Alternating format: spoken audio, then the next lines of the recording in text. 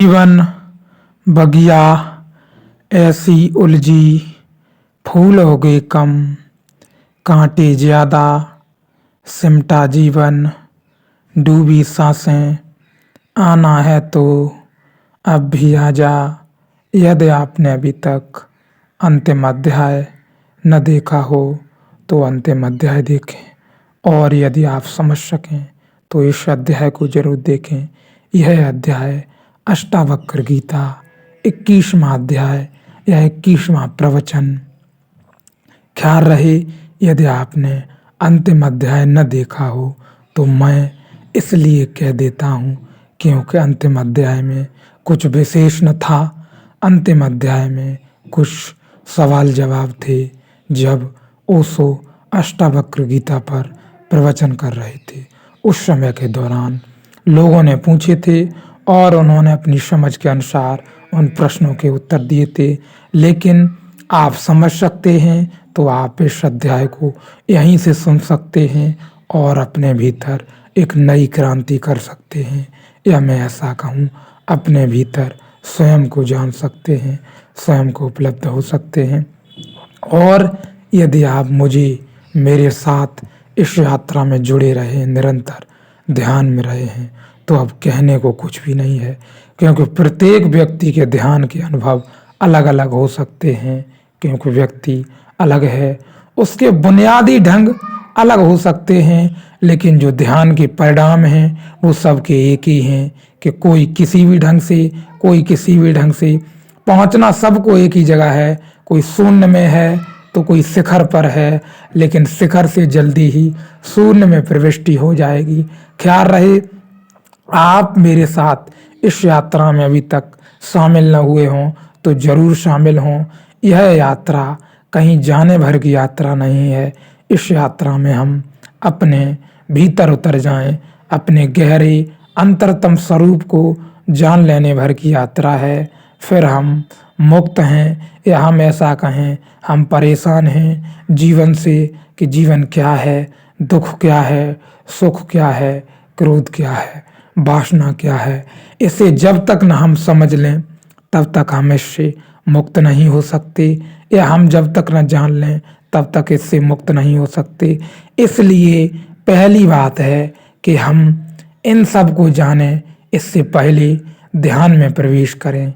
परमात्मा को और स्वयं को ध्यान के अतिरिक्त जानने का और कोई उपाय नहीं है।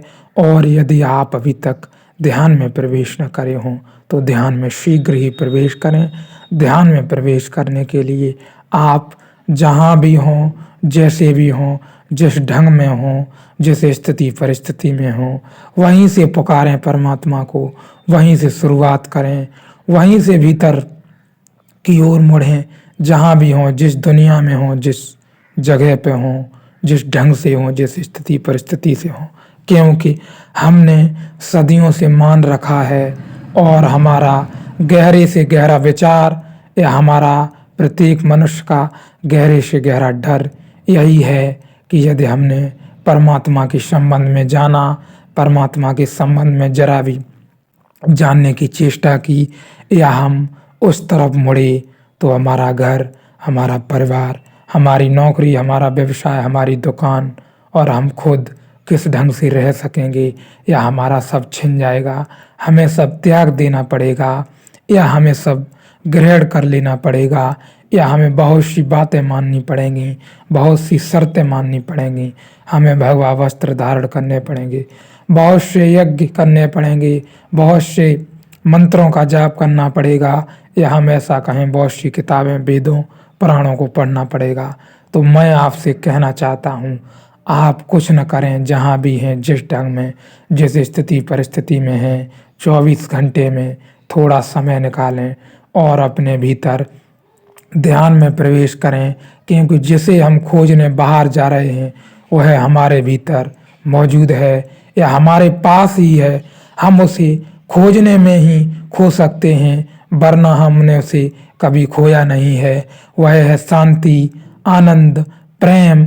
सबने अपने अलग अलग नाम दिए हैं, या कोई कहे वह कृष्ण है, कोई कहे वह आत्मा है, या कोई कहे वह परमात्मा है, या कोई कहे वह चेतना है, वह शून्य से शून्य भाव की चेतना है, कोई कहे विचारों से ऊपर उठ जाना है, कोई कहे बिल्कुल शून्य से शून्य में विलीन हो जाना है, कोई कहे बीच में ठहर जाना है, या कोई ऐसा कहे कि संतुलन के साथ चलना है और जीवन जिंदगी जो भी दिखाए समर्पण के भाव, समर्पण के साथ जो भी हो रहा है उसे स्वीकारना है।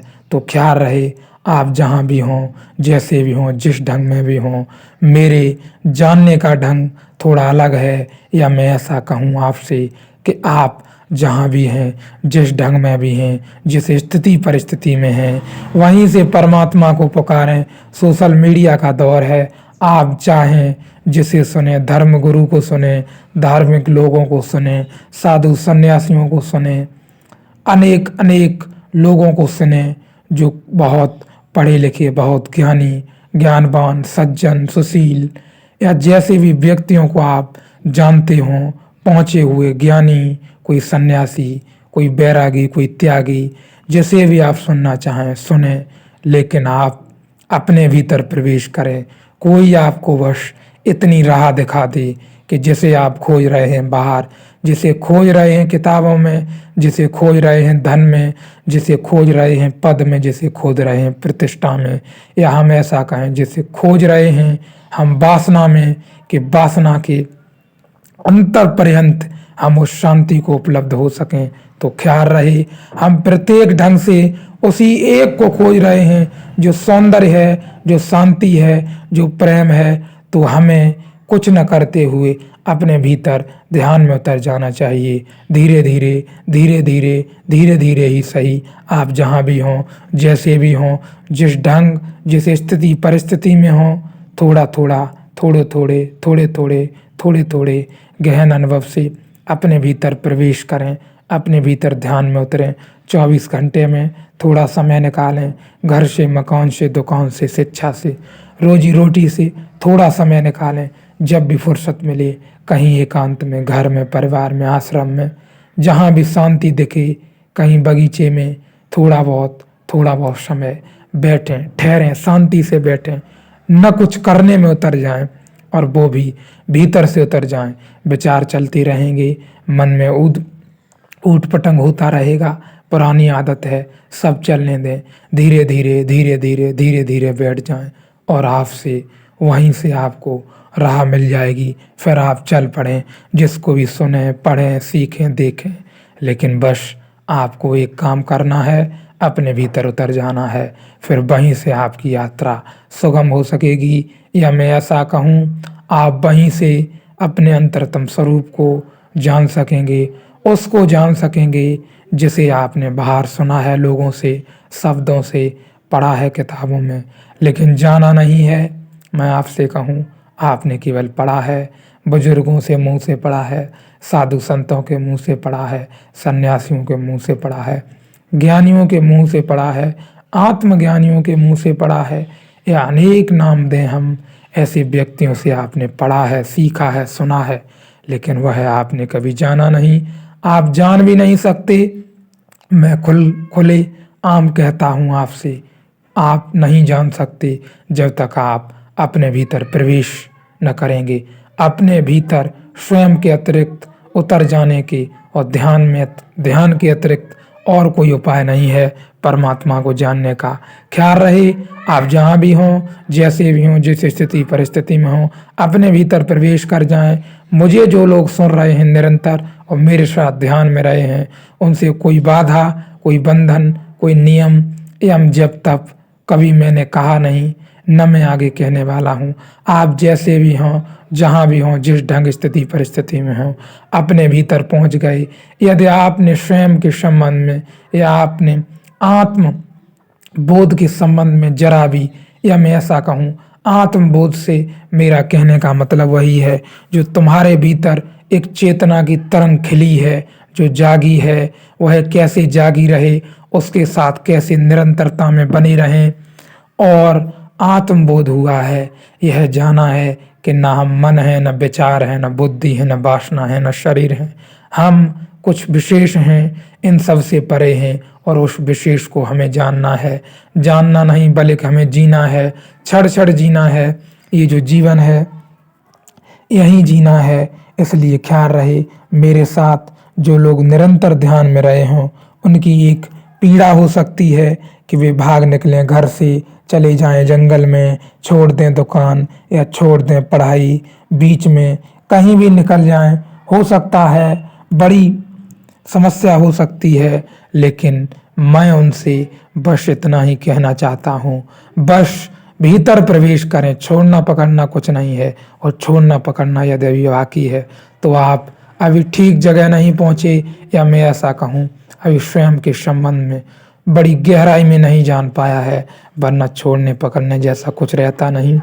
अष्टावक्र गीता के कुछ सूत्र हैं, हम इन पर चर्चा करते हैं।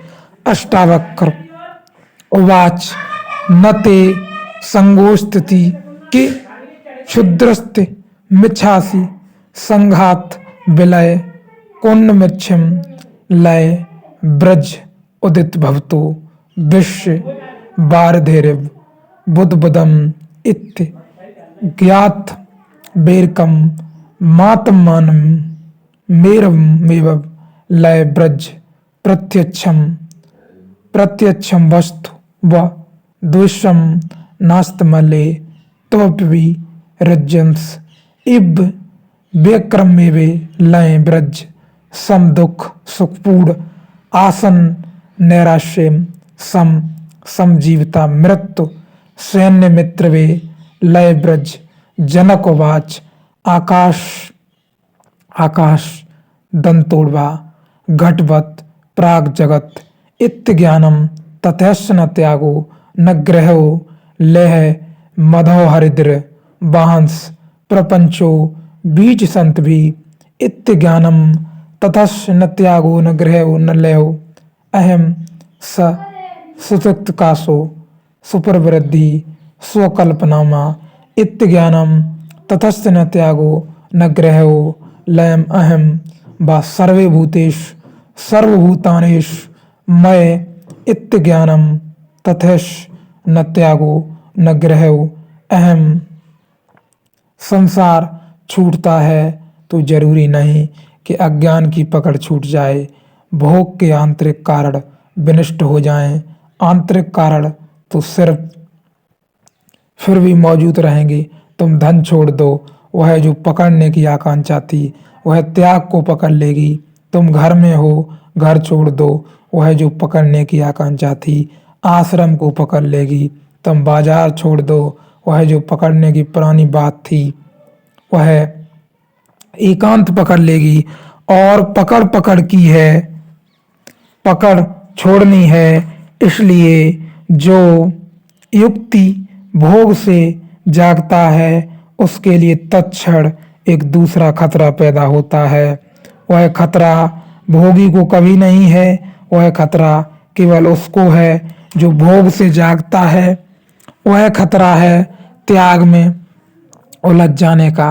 अगर पुरानी आदत बनी ही रही और परिवर्तन बाहर हुआ, भीतर क्रांति न घटी, तो तुम त्याग में उलझ जाओगे, संसारी से सन्यासी हो जाओगे, धन छोड़ दोगे, परिवार छोड़ दोगे, घर द्वार छोड़ दोगे, लेकिन भीतर तुम्हारे जो जाल थे पकड़ने के वे मौजूद रहेंगे। और ख्याल रहे भीतर के जाल महत्वपूर्ण हैं, छोड़ना या पकड़ना इतना महत्वपूर्ण नहीं है। भीतर क्या है, कौन है जो पकड़ लेता है क्षण भर में। बाहर किसी ने गाली दे दी और तुम उसको पकड़ लेते हो। कौन है जो पकड़ लेता है और फिर पछतावा भी करता है बाद में कि गाली तो कुछ भी न थी, मैं कैसी इन छोटी छोटी बातों में अटक गया। फिर बड़ा प्रायश्चित होता है, फिर अपना ख्याल आता है कि मैं तो शून्य हूँ, मैं तो शुद्ध चेतना हूँ, मेरा तो किसी से कुछ लेना देना नहीं, मेरा तो किसी से कोई संग साथ नहीं। फिर मैं ऐसी मूर्खतापूर्ण बातें सुनता भी क्यों हूँ और अपने पे लादता भी क्यों हूँ। तो ख्याल रहे यह जो पकड़ने की कला है यह न रह जाए भीतर, बाहर कुछ पकड़ने छोड़ने जैसा नहीं है। बे मौजूद रहेंगे, तुम कुछ और पकड़ लोगे। नंगापन भी आदमी पकड़ ले सकता है, त्याग भी आदमी पकड़ ले सकता है। पुरानी सूफियों की एक कथा है। एक सम्राट जब छोटा बच्चा था, स्कूल में पढ़ता था, तो उसकी एक युवक से बड़ी मैत्री थी। फिर जीवन के रास्ते अलग अलग हुए। सम्राट का बेटा तो सम्राट हो गया, वह जो मित्र उसका था वह त्यागी हो गया, वह फकीर हो गया। उसकी दूर दिगंत तक प्रशंसा फैल गई। फकीर की यात्री दूर दूर से उसके चरणों में आने लगे, खोजी उसका सत्संग करने आने लगे। जैसे जैसे खोजियों की भीड़ बढ़ती गई, उसका त्याग भी बढ़ता गया। अंततः उसने वस्त्र भी छोड़ दिए, वह दिगंबर हो गया। फिर तो वह सूर्य की भांति चमकने लगा और त्यागियों को उसने पीछे छोड़ दिया। लेकिन सम्राट को सदा मन में यह होता था कि मैं उसे भली भांति जानता हूँ। वह बड़ा अहंकारी था। स्कूल के दिनों में, कॉलेज के दिनों में अचानक इतना महात्याग उसमें फलित हो गया, इस पर भरोसा सम्राट को आता न था। फिर यह जिज्ञासा उसकी बढ़ती गई। अंततः उसने अपने मित्र को निमंत्रण भेजा कि अब तुम महात्यागी हो गए हो, राजधानी और मुझे भी सेवा का अवसर दो, मेरे प्रजाजनों को भी बोध दो, जगाओ, निमंत्रण स्वीकार करो। वह फकीर राजधानी की तरफ आया। सम्राट ने उसके लिए स्वागत का बड़ा आयोजन किया। पुराना मित्र था, फिर इतना ख्यातिबद्ध, इतनी प्रशंसा को प्राप्त, इतना गौरवान्वित, तो उसने कुछ छोड़ा नहीं। सारी राजधानी को सजाया, फूलों से, दियों से रास्तों पर सुंदर कालीन बिछाए, बहुमूल्य कालीन बिछाए। जहां से उसका प्रवेश होना था, वहां से राजमहल तक दीवार की स्थिति खड़ी कर दी गई। फकीर आया, लेकिन सम्राट हैरान हुआ। वह नगर के द्वार पर उसकी प्रतीक्षा करता था, अपने पैर पूरे दरबारियों को लेकर। लेकिन चकित हुआ। वर्षा के दिन न थे, राहें सूखी पड़ी थीं, लोग पानी के लिए तड़प रहे थे और फकीर घुटनों तक कीचड़ से भरा था। वह भरोसा न कर सका कि इतनी कीचड़ राह में कहाँ मिल गई और घुटने तक कीचड़ से भरा हुआ है। पर सबके सामने कुछ कहना ठीक न था। दोनों राजमहल पहुंचे। जब दोनों एकांत में पहुंचे तो सम्राट ने पूछा कि मुझसे कहें, यह अड़चन कहाँ आई?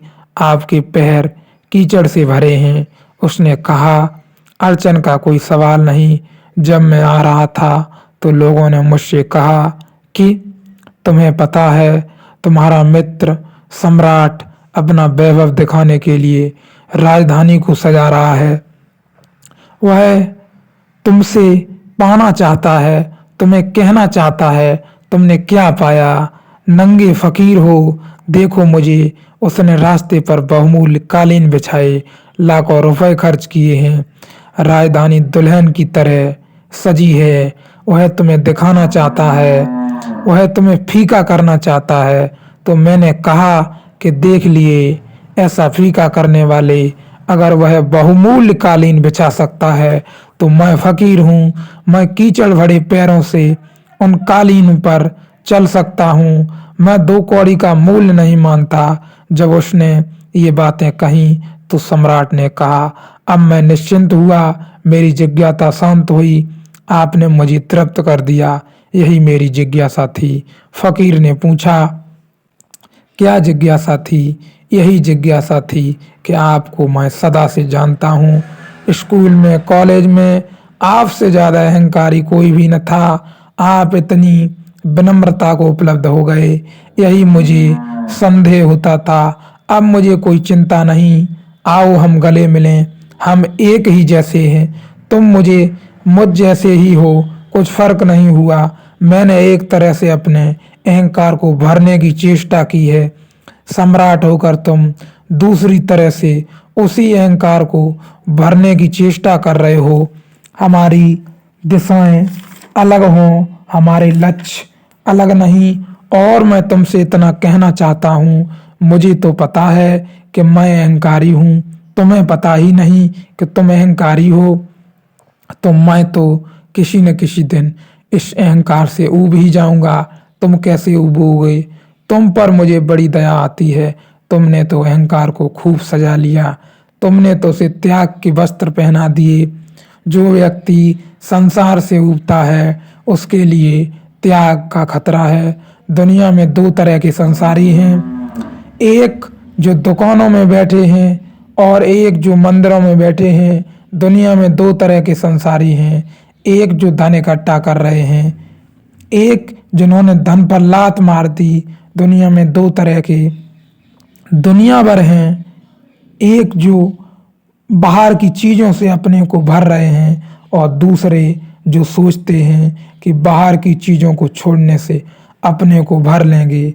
दोनों की भ्रांति एक ही है। न तो बाहर की चीज़ों से कभी कोई अपने को भर सकता है और न बाहर की चीज़ों को छोड़कर अपने को भर सकता है। भराव का कोई संबंध बाहर से नहीं है। अष्टावक्र ने पहले तो परीक्षा ली जनक की आज के सूत्र में। इससे पहले हम सब भी यही कर रहे हैं। कोई धन से भरने की चेष्टा कर रहा है, कोई धन से आनंदित होने की चेष्टा कर रहा है, कोई पद पर पहुंचकर प्रतिष्ठावान होकर आनंद खोज रहा है या आनंदित होने की कोशिश कर रहा है। ख्याल रहे हम बाहर जितने भटकते जाएंगे वहाँ आनंद नहीं मिलेगा, क्योंकि आनंद का स्रोत हम गलत जगह ढूंढ रहे हैं। आनंद भीतर से आता है। लेकिन ख्याल रहे यहाँ ऐसा नहीं है कि पद में आनंद नहीं है तो हम पद को लात मार दें। हमें अपने भीतर प्रवेश करना होगा। पद अपनी जगह है, आनंद अपनी जगह है, इसलिए पद का कोई मूल्य नहीं है। लेकिन हम सब भरने में लगे हैं, यही हमारा अहंकार है। हम बड़ा मकान बना लेते हैं, उससे सौंदर्य को झरते हुए देखना चाहते हैं। लेकिन हम मकान तो बना लेते हैं सारी चेष्टा से, लेकिन उसमें कभी सौंदर्य नहीं झरता, क्योंकि हम गलत जगह सौंदर्य ढूंढ रहे होते हैं। हम बेहद धन कमाना चाहते हैं, बहुत धन इकट्ठा करना चाहते हैं, लेकिन धन तो इकट्ठा कर लेते हैं लेकिन उससे कभी सौंदर्य नहीं निकलता। हम खूब प्रतिष्ठावान होना चाहते हैं, लेकिन जब हो जाते हैं तब पता चलता है कि यहाँ सौंदर्य नहीं है।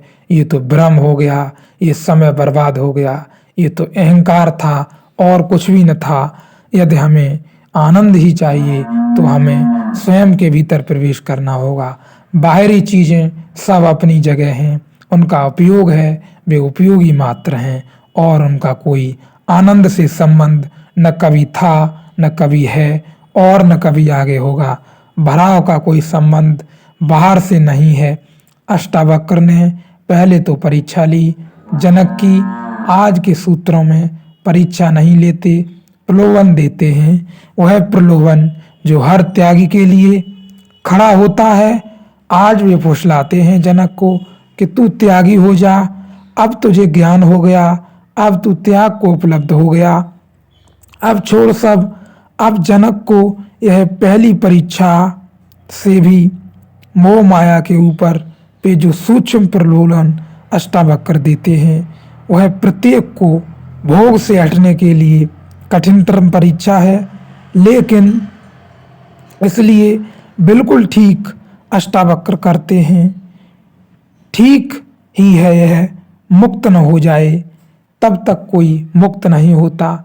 भोग से तो मुक्त होना ही है, त्याग से भी मुक्त होना है, संसार से तो मुक्त होना ही है, मोक्ष से भी मुक्त होना है, तभी परम मुक्ति फलित होती है।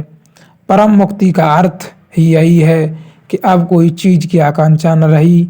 त्याग में तो आकांक्षा है। तुम त्याग करते हो तो किसी कारण करते हो, और जहाँ कारण है वहाँ कैसा त्याग। फिर भोग और त्याग में फर्क क्या रहा?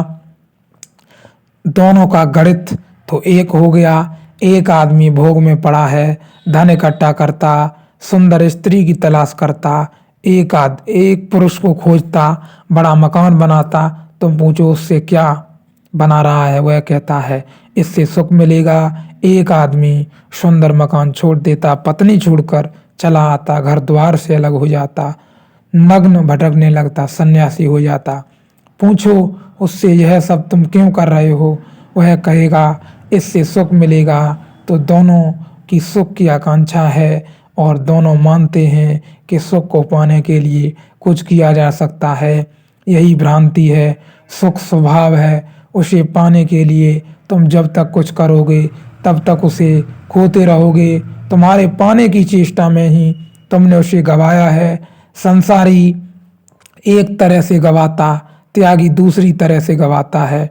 तुम किस भ्रांति गवाते हो इससे कोई फर्क नहीं पड़ता। तुम किस ढंग की शराब पीकर बेहोश हो इससे कुछ फर्क नहीं पड़ता। तुम किस मौर्के की शराब पीते हो इससे कोई फर्क नहीं पड़ता। लेकिन इस गणित को ठीक ख्याल में ले लेना। संसारी कहता है इतना इतना मेरे पास होता तो मैं सुखी हो जाऊंगा। त्यागी कहता है मेरे पास कुछ भी न होगा तो मैं सुखी हो जाऊंगा। दोनों के सुख शर्त हैं, और जब तक तुम शर्त लगा रहे हो सुख पर तब तक तुम्हें एक बात समझ में नहीं आई कि सुख तुम्हारा स्वभाव है, उसे पाने कहीं जाना नहीं। सुख मिला ही हुआ है, तुम जाना छोड़ दो, तुम कहीं भी खोजो मत, तुम अपने भीतर विश्राम में उतर जाओ। यही तो अष्टावक्र ने प्राथमिक सूत्रों में कहा है। चैतन्य में विश्राम को पहुंच जाना ही सुख है, आनंद है, सच्चिदानंद है। तुम कहीं भी मत जाओ, तरंग ही न उठे जाने का अर्थ ही होता है हट गए। तुम अपने स्वभाव से मांगा, तुमने कुछ चाहा, तुमने कुछ खोजा, तुमने कुछ च्युत हुए अपने स्वभाव से। न मांगा, न खोजा, न कहीं गए, की आंख बंद और डूबे अपने में। जो है वह इसी क्षण तुम्हारे पास है। ख्याल रहे हम सब भी यही करते रहते हैं। जहां भी हो आप जिस ढंग जिस स्थिति परिस्थिति में हो वहीं से पुकारो परमात्मा को, वहीं से फैलाओ हाथ अपने भीतर प्रवेश में, अपने भीतर ध्यान में उतर जाओ। थोड़े समय 24 घंटे में ही सही थोड़ा समय निकालो और अपने भीतर उतर जाओ। जिसे तुम पद से खोज रहे हो, जिसे पत्नी में खोज रहे हो, जिसे बच्चों में खोज रहे हो, जिसे घर मकान धन में खोज रहे हो, जिसे तुम्हारे अचेतन में खोज रहे हो कि कल को हम बहुत धनी हो गए उसके बाद हम सौंदर्य को उपलब्ध हो जाएंगे। ऐसा कभी नहीं होगा, वो क्षण कभी नहीं आएगा।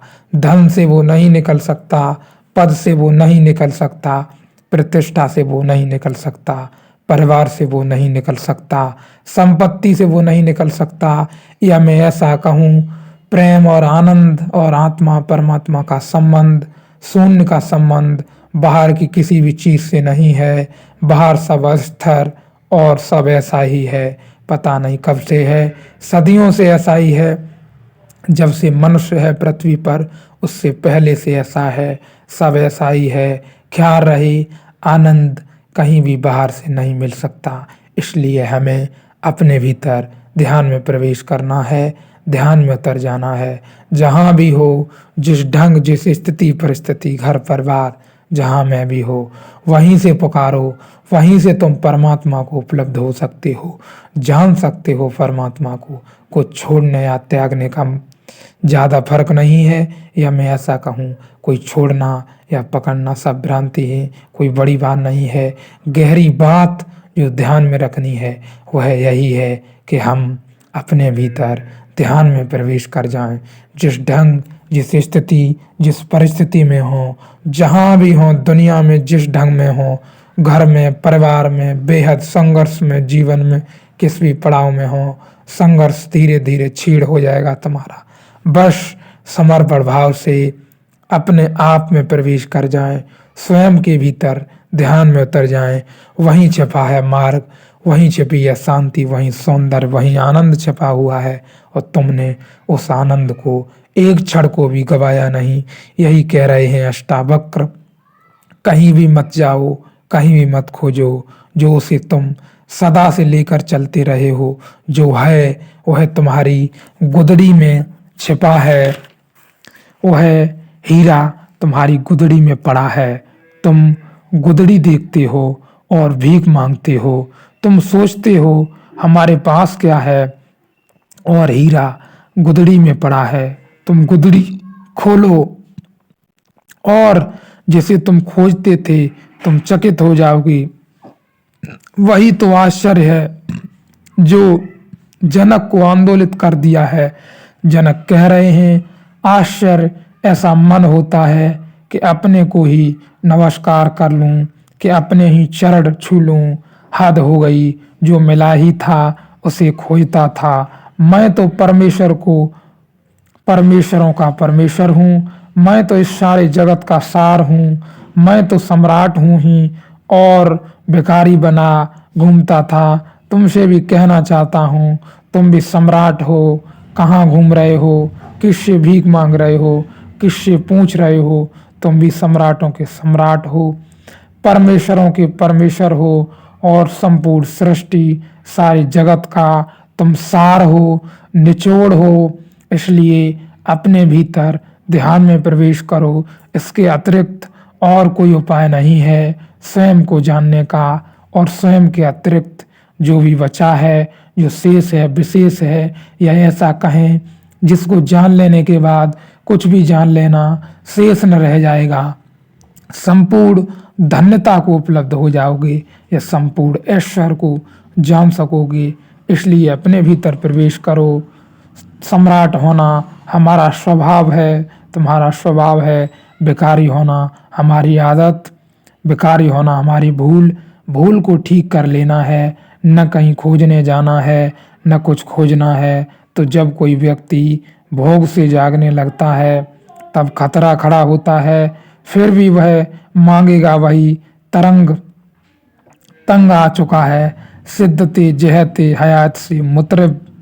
शुरू कोई मोहब्बत का राग कर, घबरा चुका हूँ जीवन के संघर्ष से। तंग आ चुका हूँ, सिद्धते सिद्धते जहते हयात से। बहुत हो गया यह संघर्ष, अब और नहीं, अब हिम्मत न रही, अब टूट चुका हूँ मुतरिब। शुरू कोई मोहब्बत का राग कर हे गायक, अब तू प्रेम का गीत गा। मगर यह मामला क्या हुआ? अगर जिंदगी के राग से ऊब गए हो तो यह प्रेम का गीत, यह तो फिर जिंदगी का राग शुरू हुआ। अगर जिंदगी के संघर्ष से ऊब गए हो तो फिर प्रेम की अभिप्सा, फिर जीवन की शुरुआत हो जाएगी। हम बदलते हैं तो भी बदलते नहीं, हम मुड़ते हैं तो भी मुड़ते नहीं। हम ऊपर ऊपर सब खेल खेल लेते हैं। हम लहरों लहरों में तरंगे रहते हैं, भीतर हम प्रवेश नहीं करते। बेगौता कैसे मिलता हमें गौहरे मुराद। हम तैरते रहे सदा लहरों की झाग पर, एक लहर से दूसरी तीसरी लहर, हम लहरों के झाग पर ही तैरते रहते हैं।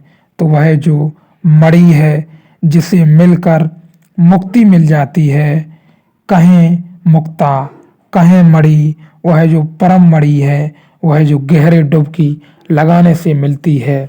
बेगौता कैसे मिलता हमें गौहरे मुराद, वह जो हमारी सदा की आकांक्षाओं की आकांक्षा है, वह जो हमारी चाहतों की चाहत है। गौहरे मुराद जिसके अतिरिक्त हमने कभी कुछ नहीं चाहा है। हमने सब ढंग सब राग में उसी को चाहा है, सब तरह से उसी को चाहा है। अनेक अनेक ढंगों से, बाहरी ढंगों से जीवन में उसे ही निकालना चाहा है, लेकिन वे ढंग गलत हो जाते हैं। कभी पद के जरिए, कभी धन के, कभी प्रतिष्ठा, कभी पत्नी, कभी बच्चे, कभी घर, कभी मकान। उनसे चाहा कि कभी सुख को उपलब्ध होंगे, इनसे सुख मिलेगा। कोई धन में खोजता है, कोई पद से खोजता है, लेकिन हम खोजते परमात्मा को ही हैं। पद पर बैठकर परमात्मा होने का ही थोड़ा मजा लेते हैं कि थोड़ी शक्ति हाथ आई।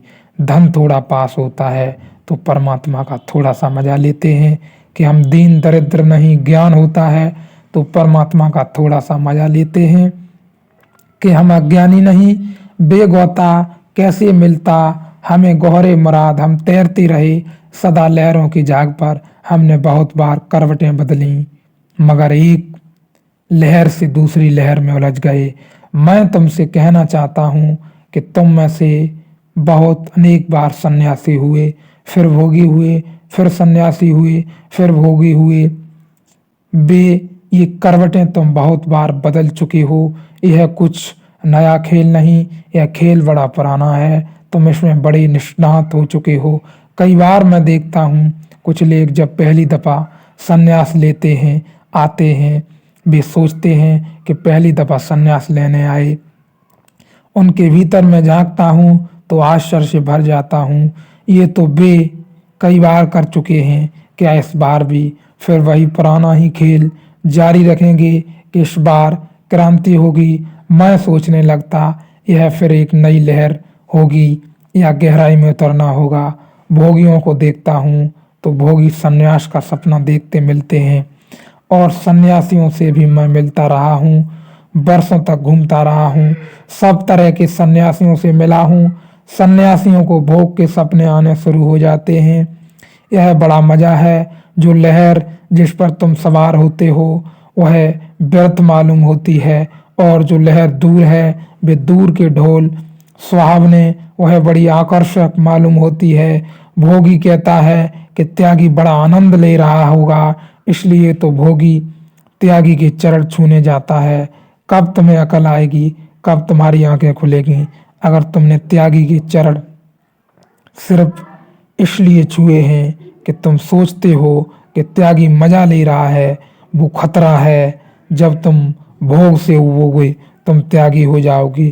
त्याग क्योंकि तुम पर उसी के छूने का जो तुम छूना चाहते हो, जो तुम होना चाहते हो, तुम पैर उसी के छूते हो। छूना तो केवल इंगित है। तुम तो खबर दे रहे हो कि अगर हमारा बस चले तो ऐसे हों। जरा मुसीबत है इसलिए उलझे हैं। मुल्ला नसरुद्दीन एक दिन बड़ा उदास था। मैंने पूछा तुम इतने उदास क्यों हो? माना कि तुम्हारी पत्नी मर गई लेकिन तुम अभी जवान हो, दूसरी शादी हो सकती है। सच तो यह है कि कुछ लोगों ने मेरे पास आकर कहा भी है कि किसी तरह मुल्ला को राजी कर दें। उनकी जवान लड़की है। मुल्ला ने कहा कर तो लूं लेकिन इसके 4 कार्ड हैं, कर नहीं सकता हूँ। 4 कार्ड मैंने कहा। ब्रह्मचारी भी 4 कार्ड नहीं गिना सके अब तक शादी न करने के। तू बता 4 कार्ड। उसने कहा 4 कार्ड हैं, 3 लड़कियां और 1 लड़का। इन 4 कारणों के कारण विवाह कर सकता नहीं। करना तो मैं भी चाहता हूँ मगर ये अटके हैं, इनमें फांसी लगी है। भोगी त्यागी के पैर छूने जाता है लेकिन 1000 कारण अटके हैं उनके गले में, अन्यथा वह भी त्यागी होना चाहता है। तुम क्यों जाते हो महात्मा के चरण छूने? तुम सोचते हो कभी ऐसा सद्भाग्य होंगे मेरे भी कि मैं महात्मा हो जाऊंगा। अभी नहीं हो सकता तो कम से कम चरण तो छू सकता हूँ। अभी नहीं हो सकता तो कम से कम समादर तो दे सकता हूँ। तुम्हारा समादर तुम्हारी अपनी ही भविष्य की आकांक्षाओं के चरण में चढ़ाए गए फूल हैं। तुम किसी महात्मा के चरण थोड़े ही छू रहे हो, तुम अपने ही भविष्य की प्रतिमा के चरणों में झुक रहे हो। कभी अगर तुम्हें मौका मिला 4 चरण न रहे तब खतरा आएगा। तब तुम छलांग लगाकर सन्यासी हो जाओगे, त्यागी हो जाओगे। और मैं त्यागियों को जानता हूँ, वे त्यागी होकर तड़प रहे हैं।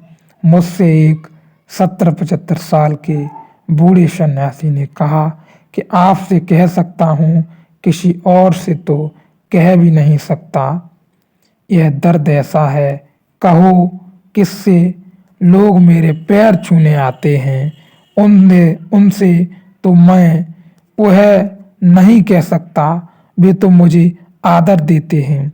उसने तो सत्य कहा नहीं जा सकता। लेकिन आपसे कहता हूँ कि 40 साल हो गए मुझे सन्यास लिए, जैन मुनि हूँ। 40 साल से सब त्यागा है लेकिन कुछ मिला नहीं। अब तो यह शक होने लगा कि इस बुढ़ापे में उन्होंने मुझसे कहा कि कहीं मैंने भूल तो नहीं कर दी। अब तो रात सपने में आने लगे हैं कि दूसरों से बेहतर था मैं गृहस्थ ही था, पर घर द्वार था, पत्नी थी, बच्चे थे, इससे तो मैं वही बेहतर था। अब तो मुझे शक होने लगा है अपने उपक्रम पर। 40 साल पहले की बातें मुझे अब प्रीत कर लगने लगी कि वही ठीक था, इससे तो वही ठीक था। अब वह लहर जो 40 साल पहले छोड़ी थी अब फिर झाग से भर गई है। अब उस लहर के सिर पर फिर सुंदर झाग ने मुकुट रचा दिए, फिर इंद्रधनुष पैदा हो रहे हैं। यह तुम चकित होगे जानकर कि बुरे आदमी अच्छे आदमी होने के सपने देखते हैं, अच्छे आदमी बुरे आदमी होने के सपने देखते हैं। अगर तुम प्रहार संतों के सपने में झांक पाओ तो तुम घबरा जाओगे, वहां तुम अपराधियों को छिपा पाओगे। और अगर तुम जेल खानों में जाओ और अपराधियों के सपने में झांको, उनकी खोपड़ी में खिड़की बना लो और उनके सपने देखो, तुम चकित हो जाओगे कि वे सब ऊब गए हैं, थक गए हैं बुरा कर कर के। अब वे भले होना चाहते हैं। अब किसी तरह उनको एक बार मौका मिल जाए तो वे दुनिया में सिद्ध कर देना चाहते हैं कि वे अपराधी नहीं हैं, संत हैं। यह दूसरी बात है कि जेल से जब वे छूटेंगे 10-15 साल बाद, तब फिर बाहर की लहरें ताजी मालूम होने लगेंगी। यह दूसरी बात है। लेकिन आदमी हमेशा वहाँ के सपने देखता है जहाँ नहीं है। ख्याल रहे प्रत्येक व्यक्ति, हम सब यही भूल बार बार कर रहे हैं। लेकिन सुख का संबंध प्रतिपल प्रतिक्षण जो बरस रहा है उससे संवाद है। आनंद और प्रेम जो लोग निरंतर ध्यान में रहे हैं उन्होंने जाना है जो क्षण क्षण है, जो वर्तमान है, जो क्षण है, वही केवल जीवन जीने लायक है। जो निरंतर ध्यान में रहे हैं, बाकी सब भ्रम है, कहीं न कल है न परसों है, केवल केवल भ्रम है। और जो लोग मेरे साथ निरंतर ध्यान में रहे हैं वे केवल क्षण से संवाद कर रहे हैं या प्रतिपल जो घट रहा है उसके साथ जी रहे हैं और उन्हें किसी भी ढंग की आगे या पीछे की कोई खबर नहीं है। या ऐसा कहें वे मात्र उपकरण मात्र रह गए हैं, उन्हें कुछ भी खबर नहीं है आगे क्या था, पीछे क्या है या क्या होने वाला है। इससे उन्हें जरा रत्ती भर फर्क नहीं है। वे अपने क्षण को पूर्ण रूप से, पूर्ण आनंद रूप से जी रहे हैं। और यह बात मैं आपसे भी कहना चाहता हूँ, यह सुख का, आनंदित होने का या स्वयं को जानने का बहुत ही महत्वपूर्ण सूत्र है कि हमें वर्तमान के क्षण में लौटना होगा। और यह तभी संभव हो सकेगा, हमने पढ़ा होगा, विचारकों से सुना होगा, किताबों से, अच्छे लोगों से, ज्ञानियों से कि वर्तमान के क्षण में लौटें। लेकिन हम इतनी बुरी तरह फंसे हुए हैं कि सुन लेने भर से काम नहीं चलेगा। यदि ठीक ठीक क्षण के संवाद में लौटना हो तो हमें अपने भीतर ध्यान में प्रवेश कर जाना होगा। और बिना क्षण के जिए, क्षण क्षण जिए सुख का कोई अनुभव नहीं मिल सकता। क्योंकि यदि हम आज में न लौटें तो निश्चित ही हम कहीं पीछे के तलों में बिजी होंगे या आगे आने वाले तलों में बिजी होंगे जो कि भ्रम है नहीं। और हमारा बेशकीमती जो हमारा अमृत है आज और अभी, वह हमसे बिल्कुल दूर होता चला जाएगा। हम कहीं दूर अचेतन में पड़े गहरे अंधेरे में भटक रहे हैं। इसलिए हमें आज की तरफ और अभी की तरफ बहुत गहराई से ध्यान के माध्यम से लौटना होगा। इसलिए ध्यान में प्रवेश करें, तभी हम न कि विचार करके, न पढ़ के, न सुन के, वरन जान सकेंगे कि आज और अभी क्या है। सिवाय ध्यान के और कोई उपाय नहीं कि आज में अभी में कैसे लौटें। कोई विधि, कोई जप, कोई तप, कोई ज्ञान ऐसा हो तो आप उसे जरूर करें। मैं नहीं कहता आपसे कि आप क्षण में लौटने के लिए ध्यान ही करें। यदि आपसे कहीं भी किसी ने कुछ भी कहा हो तो वहाँ जरूर जाएं, बाहर जरूर भटक लें, किसी मंदिर, मस्जिद, किसी गुरुद्वारे, किसी जंगल में, किसी आश्रम में, किसी मंदिर में, किसी साधु संत सन्यासी फकीर त्यागी बैरागी के पास जरूर जाएं। यदि आपको लगे कि वहाँ से परमात्मा की कोई झलक, कोई किरण, कोई खबर मिल सकती है, तुम्हारी खोज में कोई अंग बढ़ सकता है तो जरूर जाएं। और यदि आप बाहर से पूजा पाठ, मंत्र इत्यादि जप तप से थक गए हों तो थोड़े विश्राम से अपने भीतर ध्यान में प्रवेश करें, क्योंकि अपने से ही, स्वयं से ही यात्रा होकर जानी है और कोई बाहर उपाय नहीं है। सदियों से न कभी था, न आज है और न आगे होगा। स्वयं के अतिरिक्त और कोई उपाय नहीं है परमात्मा को जानने का। इसलिए हम इधर उधर भागते रहते हैं बिना स्वयं को जाने। यदि हम स्वयं को जाने तो हमारी सारी भाग दौड़ व्यर्थ हो जाए और आश्चर्य की घटना घटे कि जो हम सदियों से खोज रहे हैं, जन्म जन्म जन्मों जन्मांतर से हमारी खोज रही है, आनंद की, जो सुख की, जो अमृत की, वह अमृत हमने एक क्षण को भी खोया नहीं, हमारे भीतर ही छिपा है। लेकिन हमारी खोज गलत दिशा में रही, इसलिए हम उससे भटकते रहे जो हमारे ही पास था, जो हमारे ही भीतर मौजूद था। इसलिए हम ध्यान में प्रवेश करें जितनी जल्दी हो सके। आप जहाँ भी हों, जिस ढंग में, जिस स्थिति परिस्थिति में हों, मैं बार बार कह रहा हूँ, इतनी महत्वपूर्ण बात ख्याल में ले लें। आप जहाँ भी हों वहीं से हाथ पसारें और वहीं से पुकारें, गहरी पुकार अपने अंतरतम में जाकर परमात्मा के संबंध में कहें, या वहीं से मार्ग मिलेगा। फिर कहने को कुछ भी नहीं है। इसलिए ख्याल रहे, तब फिर वह बाहर की लहरें ताजी मालूम होने लगती हैं। यह दूसरी बात है। लेकिन आदमी हमेशा वहाँ के सपने देखता है जहाँ नहीं है। जनक की यह जो ध्यान की घटना घटी है, अष्टावक्र परीक्षा लिए हैं, अब उसे प्रलोभन देते हैं। यह प्रलोभन और भी गहरी परीक्षा है। अब वे कहते हैं कि फिर ठीक, जब तुझे ज्ञान हो ही गया जनक, तो अब सब छोड़, अब त्याग में उतर जा। अगर जनक इसमें फंस गया तो असफल हुआ, तो गहरी परीक्षा में असफल हुआ। जनक की जगह कोई भी साधारण व्यक्ति होता तो उलझ जाता झंझट में, क्योंकि अष्टावक्र इन शब्दों में बात कर रहे हैं कि पकड़ना बहुत मुश्किल है। सुनो उनके सूत्र। अष्टावक्र ने कहा, तेरा किसी से भी संग नहीं है। तूने घोषणा कर दी असंग होने की, तेरा किसी से भी संग नहीं है, इसलिए तू शुद्ध है। तू किसको त्यागना चाहता है? इस प्रकार देह अभिमान को मिटाकर तू मोक्ष को प्राप्त हो। बड़ा उलझा हुआ सूत्र है, उकसाते हैं, बड़े बारीक नाजुक रास्ते से पूछते हैं। तू शुद्ध है, तेरा किसी से भी कोई संग नहीं है। फिर भी जनक, मैं देखता हूँ तेरे भीतर त्याग की लहरें उठ रही हैं। तू किसको त्यागना चाहता है? ठीक, अगर त्यागना ही चाहता है तो इस प्रकार के देह अभिमान को त्याग कर तू मोक्ष को प्राप्त हो जा। देह अभिमान को त्याग कर मोक्ष को प्राप्त हो जा। एक तो कहते हैं कि तेरे भीतर त्याग की लहर उठते देखता हूँ, धीमी तरंग है, शायद तूने भी अभी पहचानी न हो, शायद तुझे भी अभी पहचानने में समय लगे। तेरे गहरे अतल में उठ रही हैं एक लहर जो थोड़ी बहुत देर बाद तेरी चट्टानों से टकराएगी चैतन्य की, और तू जान पाएगा अभी शायद तुझे खबर भी नहीं। जब मनुष्य के भीतर कोई विचार उठता है तो वह 4 खंडों में बांटा जा सकता है। जब तुम बोलते हो वह आखिरी बात है, बोलने के पहले तुम्हारे कंठ में होता है, तुम जानते हो, साफ साफ होता है क्या बोलना है।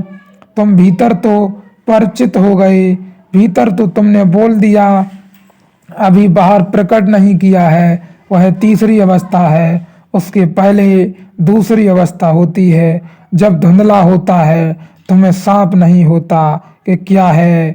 ऐसा भी हो सकता है, वैसा भी हो सकता है, शायद हो न हो, रूपरेखा स्पष्ट नहीं होती, सुबह के धुंधलके में छिपा होता है, मगर थोड़ी थोड़ी भनक पड़ती है, लगता है कुछ, थोड़ी आवाज़ शुरू होती है, वह दूसरी अवस्था है। उसके पहले एक पहली अवस्था है, जब तुम्हें बिल्कुल ही पता नहीं होता, धुंधलके का भी पता नहीं होता, गहरी अंधेरी रात छाई होती है, लेकिन तुम्हारे भीतर वह पहली अवस्था जब उठती है तब भी गुरु देख लेता है। अष्टावक्र देख रहे हैं कि जनक की पहली अवस्था में विचार की कोई तरंगे हैं, थोड़ी देर बाद दूसरी अवस्था होगी, थोड़ा धुंधला धुंधला आवास होगा, फिर तीसरी अवस्था होगी, विचार प्रगाढ़ होगा, स्पष्ट होगा, फिर चौथी अवस्था होगी, जनक उद्घोषणा करेंगे कि मैंने सब छोड़ा, मैंने सब त्यागा, अब मैं जाता वन की ओर। इसके पहले कि विचार यहाँ तक पहुँच जाए, क्योंकि यहाँ तक पहुँचकर फिर लौटना मुश्किल हो जाता है। विचार से मुक्त होने की प्रक्रिया यही है कि पहली अवस्था में विचार को अगर पकड़ लिया जाए तो तुम कभी उसके बंधन में नहीं पड़ते। तुमने बीज में पकड़ लिया वृक्ष को, वृक्ष पैदा ही नहीं हो पाता। अधिक लोग तो जब वृक्ष न केवल पैदा हो जाता है, उसमें फूल लग जाते हैं, न केवल फूल लग जाते हैं बल्कि वृक्ष हजारों बीजों को अपनी तरफ फेंक देता है। भूमि में तब सजग होते हैं, तब बड़ी देर हो गई, तब तुम इस वृक्ष का को उखाड़ भी दो तो भी फर्क नहीं पड़ने वाला, क्योंकि हजारों बीज फेंके जा चुके हैं। समय आने पर वे फूटेंगे, हजारों वृक्ष बनेंगे। और तुम्हारी पुरानी आदत है, तुम तभी पकड़ोगे जब वृक्ष बन जाएंगे, बीज गिर जाएंगे, तब तुम फिर पकड़ोगे, फिर तुम काट देना। तुम वृक्षों को काटते रहना और वृक्षों का कोई अंत न होगा। वृक्षों की नई श्रृंखलाएं आती चली जाएंगी। ऐसा ही हमारे जीवन में होता है। ख्याल रहे, विचार हमें इतनी इतनी इतनी बार भटकाए चले जाते हैं। या मैं ऐसा कहूँ, हम सब सारी दुनिया में जितने भी लोग हैं, हम अपने अपने को देखें तो पाएंगे कि विचार ही हमें जीवन भर भटकाए रहते हैं। विचार इस भांति हमें धुंधले धुंधले धुंधलेपन में भटकाए रहते हैं कि जीवन क्या है इसका तो हमें पता ही नहीं चलता। एक मनुष्य 100 वर्ष तक जी लेता है, लेकिन उसे एक क्षण या एक दिन भी यह महसूस नहीं होता, उसके पास सब कुछ होता है कि जीवन क्या है। वह विचारों के इर्द गिर्द घूमता रहता है, विचारों को पकड़े रहता है, एक विचार पर काम करता है, 100 और नए विचार जन्म ले लेते हैं और उनसे घिर जाता है, उनको आत्मा बना लेता है, उनको परमात्मा बना लेता है और उनके साथ इस भांति जीता रहता है कि असली जीवन क्या है उसका तो उसे कभी पता ही नहीं चलता। विचारों से इस भांति दब जाता है कि अंत में मृत्यु को उपलब्ध हो जाता है और जीवन क्या है इससे तो वह वंचित रह जाता है। इसलिए ख्याल रहे, हम जहाँ भी हैं अपने विचारों से सजग हों कि विचार क्या है, कैसे आया, कहाँ से आया, क्या करवाना चाहता है, क्या होना चाहता है। और इस यात्रा में तो हमें विचारों से बिल्कुल शून्य मात्र ही ऊपर उठ जाना होगा, विचारों को नमस्कार कर देना होगा समर्पण के भाव से। बिल्कुल ही अब मैं तुमसे यह नहीं कहता कि नौकरी का विचार न करें, व्यवसाय का विचार न करें, भोजन करना है विचार न करें, कब करना है, किस होटल में ठहरना है, कौन से वस्त्र पहनने हैं, कौन सी किताब पढ़नी है, कौन सी कार चलानी है, निश्चित ही इसका विचार करें। लेकिन जो विचार नरक की तरफ ले जाए, जो हमें ही भ्रम में डाल दे, जो हमारे नरक के दरवाजे खोल दे या हमें इस भांति भटका दे कि हम भटके रहे महीनों और वर्षों तक, वह विचार को हमें ख्याल में रखना होगा। लेकिन विचार कैसा भी हो, अच्छा या बुरा, हमें उसके प्रति सजग रहना होगा, जागना होगा कि यह कैसे आया। वरना जब विचार पूरा काम करके अपना जा चुका होता हमारे भीतर से, तब हमें ख्याल आता पीछे से कि हम तो भटक गए और इस विचार ने हमारा समय ले लिया। जो लोग निरंतर ध्यान में रहे हैं उनके साथ भी यह घटना होती है कि चल तो रहे हैं सड़क पर, लेकिन कोई विचार भी भीतर चल रहा है, खा रहे हैं भोजन, कोई विचार भी भीतर चल रहा है, लेटे हैं, कोई विचार भीतर चल रहा है, पढ़ रहे हैं, कोई विचार भी चल रहा है, कार में बैठे हैं तो कोई विचार भी चल रहा है, किसी से बात भी कर रहे हैं तो भीतर विचार चल रहा है।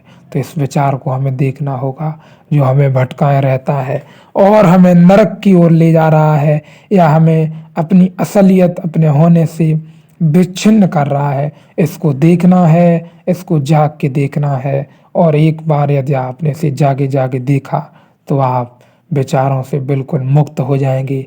विचार आपकी छाती पर या ऐसा कहें आपको कभी नहीं घेर पाएंगे। विचार उसी सीमा में काम करेंगे जिसमें आप चाहेंगे, या मैं ऐसा कहूँ कि आपके ऊपर विचार हावी नहीं हो सकते, आपकी निजता को किसी भी कीमत पर नहीं दबा सकते। इसलिए विचारों का बड़ा गहरा भटकाव है, पूरे जीवन भर भी किसी किसी व्यक्ति के साथ हो सकता है। हम सब के साथ यही होता है। जो ध्यान में भी रहे हैं, ध्यान में जरा चूक हो जाती, विचार आ जाता है और हम पता नहीं कहाँ कहाँ चित्त पहुंच जाता है। हम क्षण भर में तो रहते ही नहीं। इसलिए हमें अपने विचारों के प्रति भी गहराई से सजग होना होगा। क्या कर रहे हैं, कहाँ हैं, वहाँ पूर्णतः हैं या नहीं हैं। इससे ही हमारे विचारों का आकलन होगा। भोजन कर रहे हैं तो पूर्णतः भोजन कर रहे हैं या नहीं। बात कर रहे हैं किसी से तो पूर्णतः बात कर रहे हैं या नहीं। या हम किसी से गले मिल रहे हैं तो पूर्ण आनंद के साथ गले मिल रहे हैं या नहीं। या खोपड़ी में कुछ चल भी रहा है, बाहर से गले भी मिल रहे हैं, तो यही भटकाव है। इसलिए ख्याल रहे आप केवल ध्यान में उतरें। ध्यान से ही हम जान सकेंगे कि असलियत में विचार भी क्या है। वरना हो सकता है हम विचारों और शब्दों को भी पकड़े रहें।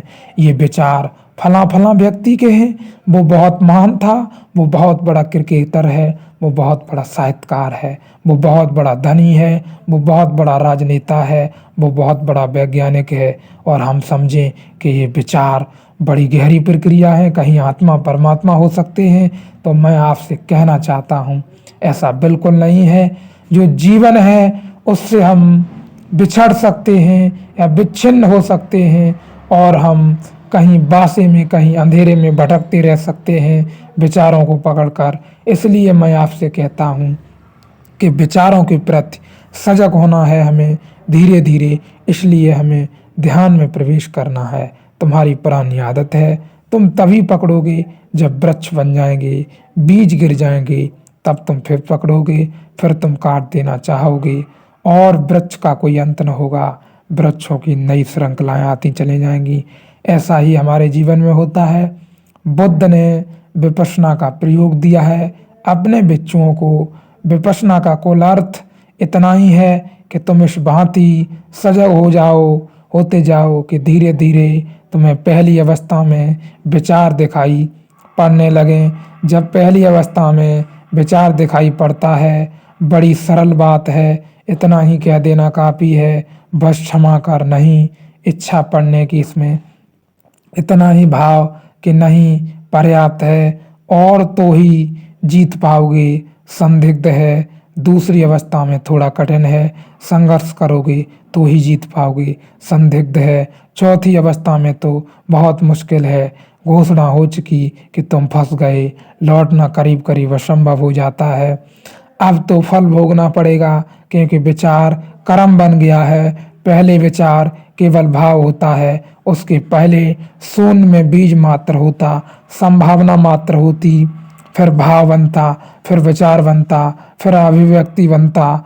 अभी जनक को शायद पता भी ना हो या शायद पता चलना शुरू हुआ हो, लेकिन अष्टावक्र को दिखाई पड़ा है तेरा किसी से संग नहीं है। जनक तू शुद्ध है, लेकिन फिर भी किसको त्यागना चाहता है। एक काम कर, अगर त्यागना ही है तुझे, अगर त्यागने की जिद ही है तो देह विमान को मिटाकर तू मोक्ष को प्राप्त हो जा। बड़ा गहरा जाल है। अगर जनक इतना भी कह दें कि हाँ देह विमान का त्याग करना है, तो बात तय हो जाएगी कि कुछ त्याग करना है। इसे कुछ भी त्याग करना है तो अज्ञान शेष है। फिर भी ज्ञान की क्रांति नहीं घटी, दिया जल गया।